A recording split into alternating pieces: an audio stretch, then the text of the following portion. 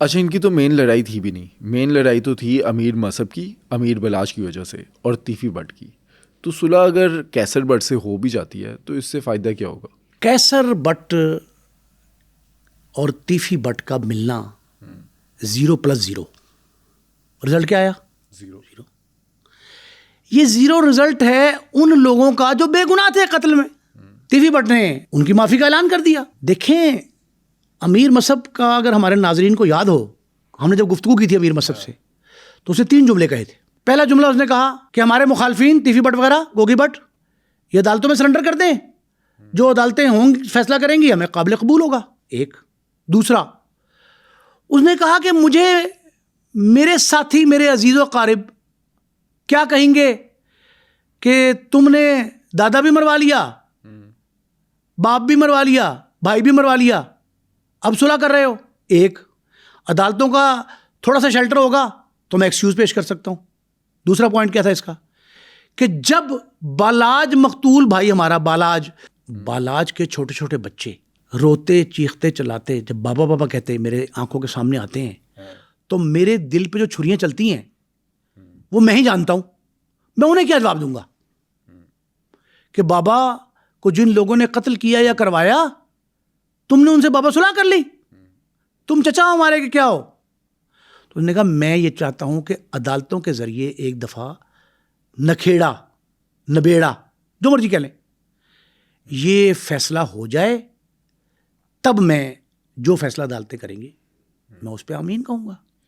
امیر بلاش daddy کہتا تھا کیسر بٹ کو اور یہ چاچو کہتے تھے. جب چاچو نے صلح کر لی تو اس پہ ریئیکشن کیا آیا امیر مصب کا؟ امیر مصب کے اقربا کی جو مجھ سے بات ہوئی وہ یہ کہتے ہیں کہ ہمارے ساتھ ان لوگوں نے، ان کا لفظ استعمال کیا انہوں نے، ان میں آپ جس کو مرضی شامل کر لیں، ان لوگوں نے بے وفائی کی، غداری کی 2 بار پہلے، تیسری بار اب کر رہے ہیں. پہلے کب؟ پہلے اب ایک واقعہ ایسا ہے جو ناظرین کو ہم نے جو ایم ایس ایف کے پرانے رقابت جھگڑے تھے نا ان کے تناظر میں بتایا تھا کہ اس بلا ٹرکوں والے کا جو اڈا ہے، یعنی امیر بالاج مرحوم، امیر فتح، امیر مصب، ان کے ٹرکوں والے اڈے کی جو دیوار ہے اس کے پیچھے دیوار ایک اور کشمیری خاندان کی ہے جو اس صلح میں بھی پیش تھا. اس کی دیوار بھی اس بلڈنگ سے متصل ہے. یہ پرانی بات بتا رہا ہوں آپ کو. اس کی بلڈنگ سے ایک منصوبہ بندی کے تحت ایک رسی لٹکائی جاتی ہے بلا ٹرکوں والے کے اڈے کے اندر. اچھا. اور اس بیڈ روم تک رسی لٹکائی جاتی ہے جہاں ٹیپو، امیر مصب، امیر بالاج اور امیر فتح کے والد ٹیپو بلا کے بیٹے ٹیپو صاحب سو رہے تھے. طے شدہ منصوبے کے تحت وہ حاجی اشرف ایک ملزم تھا، حاجی اشرف اس پہ اتارا جاتا ہے رسی کے ذریعے نیچے. درمیان میں رسی کمزور تھی، وہ وزندار حاجی اشرف وزندار، مقدمہ درج ہے، یہ FIR تھانہ لوئر مال میں. وہ نیچے رسی ٹوٹتی ہے اور نیچے گر جاتا ہے، آواز آتی ہے، شور اٹھتا ہے، ملازم اٹھ کے پکڑ لیتے ہیں اس کو. وہ کہتا ہے جی مجھے ہمسایا جو پیش تھا صلح میں اس میں اس نے بھجوایا تھا. مقصد کیا تھا؟ مقصد تھا ٹیپو پہ وار کرنا سوتے میں. کس نے کروایا تھا؟ اس شخص نے جو کیسر کی صلح میں شامل ہے. اب اس واقعے کے بعد بالاج، مصب اور فتح، ان کے والد مرحوم ٹیپو کی قتل کے منصوبہ بندی کا مقدمہ درج ہوتا ہے. اس کے کچھ عرصے بعد ٹیپو وہ نکلتے ہیں عدالت سے اور ایوان عدل کے سامنے ان پہ حملہ ہو جاتا ہے. اس حملے میں جہاں تیفی گوگی سب نامزد تھے، عابد باکسر پولیس انسپیکٹر جو ہیں وہ بھی نامزد تھا، اس میں شفقت بٹ عرف بگا انہیں بھی نامزد کیا جاتا ہے. ٹیپو سے یہ پوچھا جاتا ہے، مقتول سے اس وقت زندگی میں ان کی، کہ بھیا یہ تو بے قصور ہے شفقت بگا، آپ نے کیوں نامزد کیا؟ انہوں نے کہا جی میں نے اس لیے نامزد کیا کہ اقدام قتل، مجھ پہ جو قتل کا ایک FIR اقدام قتل کی درج میرے پہ حملہ ہونے والا تھا اس میں یہ قصوروار تھا، تو میں نے اس وقت کا بدلہ آج لیا ہے اس کو بے گناہ نامزد کر کے. یہ ٹیپو کا بیان ریکارڈ پہ موجود ہے کہ ٹیپو نے یہ کہا تھا کہ شفقت، دیکھیں نا اب شفقت صاحب نے صلح کرائی ہے، بڑی خوش آئند ہے، اچھا ایکٹ کیا ہے، لوگ بڑی تعریف کر رہے ہیں اس بات کی، لیکن اس وقت ٹیپو نے شفقت کو نامزد کیا تھا. یعنی کہ ان کے معاملات چلتے آ رہے تھے، بعض اوقات مخالفانہ، بعض اوقات دوستانہ، اب دوستانہ کیا ہوا؟ اب آپ 2 افراد کے قتل دیکھیں، لاہور کی یہ گینگ وار کہتے ہیں، ڈیرے داری کی جنگ کہتے ہیں، جو بھی کہتے ہیں، انتقامی کارروائی کہتے ہیں. اب آپ یہ دیکھیں، صرف بٹ صاحب سہیل شوکت بٹ صوبائی وزیر ایم پی ہے، ان کے والد شوکت بٹ بڑے نامور سیاستدان، اور قیصر اور بابر بٹ ان کے والد سلیم بٹ دونوں قتل ہوتے ہیں. اچھا، قتل دونوں ہوئے. کون کون؟ شوکت بٹ اور سلیم بٹ ایک دوسرے پہ قتل کے الزام لگے. اب آپ یہ دیکھیں کہ جو بسین گروپ ہے، بابر بٹ کے قتل کا الزام، بابر بٹ کے والد کے قتل کا الزام بسین گروپ پہ لگا. ان کی بھی 2-2.5 سال 3 سال پہلے صلح ہوئی ہے. لیکن 30 سال تک دوستانہ جو رہا بابر بٹ کا، قیصر بٹ کا بلا ٹرکوں والے سے، اس میں بھی ایک دراڑ آئی. وہ کب؟ وہ دراڑ آئی، صلح ہونے جا رہی تھی ان دونوں گروپوں کی، مرکزی گروپوں کی جنون صلح. امیر بلاج کی حیاتی میں ٹیپو ٹرکاں والا اور تیفی بٹ گروپ، ان کی صلح کا ڈول ڈالا گیا تھا. کس کی طرف سے؟ لاہور کی وہ تاجر برادری جو اندرون شہر کی 35-34 مارکیٹیں جو تھیں ان کے سربراہوں پر مشتمل تھی. میں نے آپ کو بتایا تھا میں اس کا آئی وٹنس گواہ ہوں، آئی وٹنس ہوں اس کا. اور عینی شہادت یہ ہے کہ وہ صلح قریب تکمیل تھی. تیفی بٹ سے میں نے ایک دفعہ پوچھا، میں کہا بٹ صاحب معاملہ مبارک ہو آپ کو، حل ہو رہا ہے. انہوں نے کہا دعا کرو. میں نے کہا بٹ صاحب یہ تو بڑا گول مول سا جملہ ہے، کیا معاملات ہے؟ کہتے بس لکھت پڑھ رہ گئی ہے. اچھا، مطلب ان کے بقول صرف اسٹیمپ پیپر پر تحریر باقی تھی. آپ کو معلوم ہے کہ یہ ایک دم ریورس کیوں ہو گیا؟ کیوں ہوا؟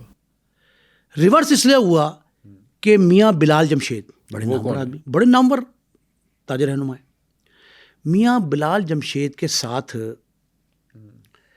قیصر اور کچھ لوگ جاتے ہیں اور جا کے تیفی بٹ کو بتاتے ہیں ساری باتیں کہ یہ معاملہ چل رہا ہے، یہ ہے، یہ بٹ صاحب میڈیٹر بھی ہیں، یہ معاملہ چل رہا تھا، صلح ہو رہی تھی.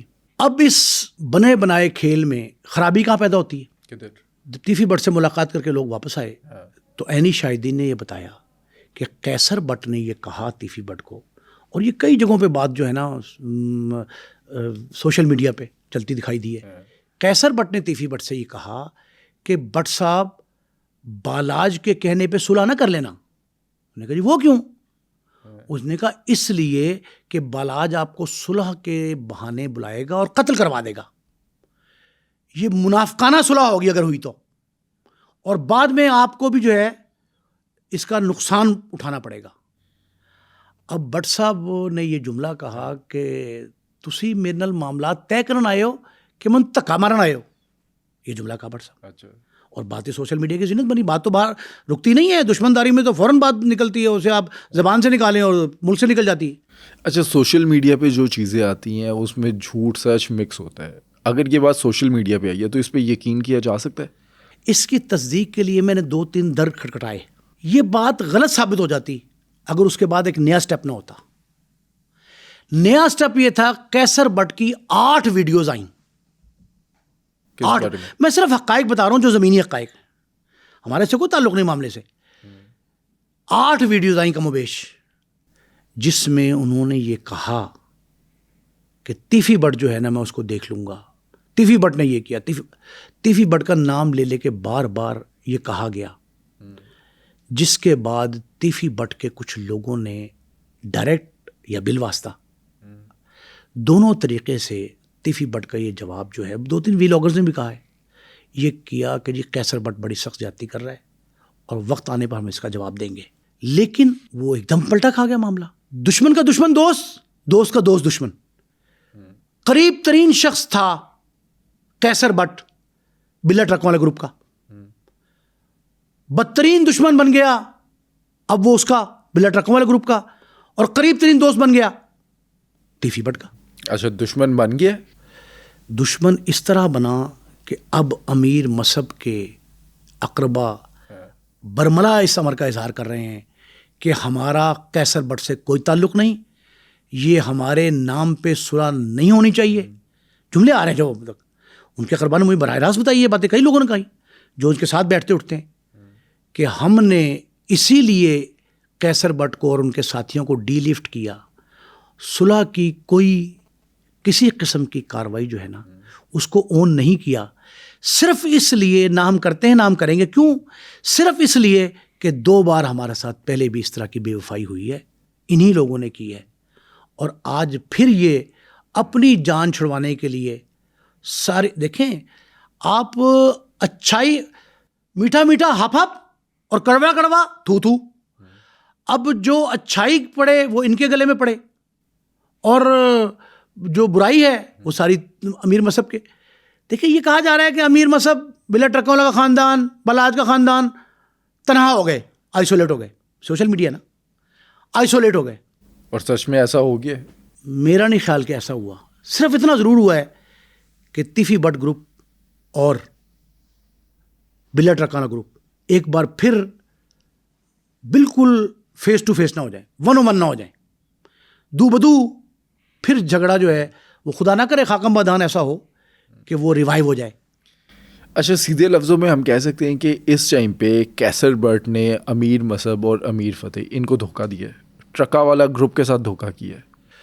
ट्रक्का वाला ग्रुप 2 दफ़ा प्रैंक का शिकार हुआ, 2 दफ़ा, तीसरी बार होने जा रहा था, उन्होंने रुकावट खड़ी कर दी। दुश्मनी जो है ना वो कदम फूंक फूंक कर रखने की मुतकाजी है, दुश्मनदारी, चौधराहट, डेरेदारी। अब डेरेदार पता क्या कह रहे हैं इस वक्त? अब वो कहते हैं जी कि इस सुलह के बाद लाहौर का तख्त नशीन कौन होगा। ये डेरेदारी का सवाल, डेरेदारी का सवाल। अब इस सवाल का वाज़ेह जवाब ये है, वाज़ेह जवाब, अगर ग्राफ यहाँ था कैसर बट का उन वीडियोज़ के बाद जो तीफी के ख़िलाफ़ उन्होंने की थी, तो अब वो ग्राफ इस सो कॉल्ड सुलह के बाद यहाँ आ गया, उसका डिक्लाइन हुआ है। क्यों? डेरेदारी में, चौधराहट में आम शख्स गबरू जवान के साथ होता है। जो शख्स घुटने टेक रहा हो, सजदा रेज हो रहा हो, उसकी पुष्ट पे भी कोई सवार होना गवारा नहीं करता। क्यों? इसलिए कि ताल्लुका, डेरेदारी, चौधराहट डिमांड करती है ताकत का। डेरेदारी सोच ये है कि वो ये कहते हैं कि इसमें इस वक्त जो गुज़िश्ता 1 हफ़्ते के दरमियान एक्टिविटी हो रही है लाहौर में, उसमें सबसे ज़्यादा बेनिफिशरी तीफी बट है। कैसे? नंबर 1 वो ऐसे कि ख्वाजा तारीफ गुलशन उर्फ तीफी बट को जावेद बट के कत्ल के बाद, ये तो मैंने आपको बता दिया कि कैसर बट बेगुनाह था, तीफी बट को तो कोई खतरा नहीं था कैसर से। तीफी बट को क्या खतरा था? कैसर बट ने उसे क्या करना था, और बेगुनाह था, नामजदगी हो चुका था। तो तीफी बट की विकेट पे आके खेले कैसर बट वगैरह। तीफी बट के पास गए दुबई में, तीफी बट के कहने पे, इशारे पे उसकी बहन भांजों से आके दरखास्त की कि ये काट दिया जाए नाम हमारा। यही था ना अमलन। आप इस सुलह का नाम दे लें, चले सुलह थी। ये सुलह जो हुई इसमें तीफी बट का अपर हैंड है। वो कैसर बट की, तीफी बट ने अपने मुखालिफ दुश्मन मुकाबले पे खड़े शख्स को 1 माइनस कर दिया ना, 1 माइनस है ना। कैसर बट, बग्गा बट और ये साबी और ये जितने मैंने नाम गिनाए आपको, ये सारे पहले किसी ग्रुप में थे? अमीर मसहब के साथ। अमीर मसहब के साथ थे, उनसे माइनस हो गए। किसको फ़ायदा पहुंचा? तीफी बट को। उनकी ताकत कम हुई। अब ताकत का सरचश्मा इस जंग में, जदल में, चौधराहट में, डेरेदारी में तीफी है। एक दूसरी बात, तीफी बट ने अदालतों में भी फेस करके कैसर बट को बेगुनाह ही करना था ना। किसी अदालत ने कैसर बट को, शूटर्स का बयानात आ गए अमीर मसहब पे, आपने इंटरव्यू किया उनसे ना, आफ्ताब साहब, आफ्ताब फुलवान साहब से। उन्होंने क्या कहा अमीर मसहब के बारे में? वो मास्टरमाइंड है, वो मास्टरमाइंड है जावेद बट के कत्ल का। तो कैसर तो माइनस हो गया ना। कैसर तो अदालत में माइनस हो जाता अगर तीफी बट ये न करते काम, सुलह ना भी करते तब भी हो जाता।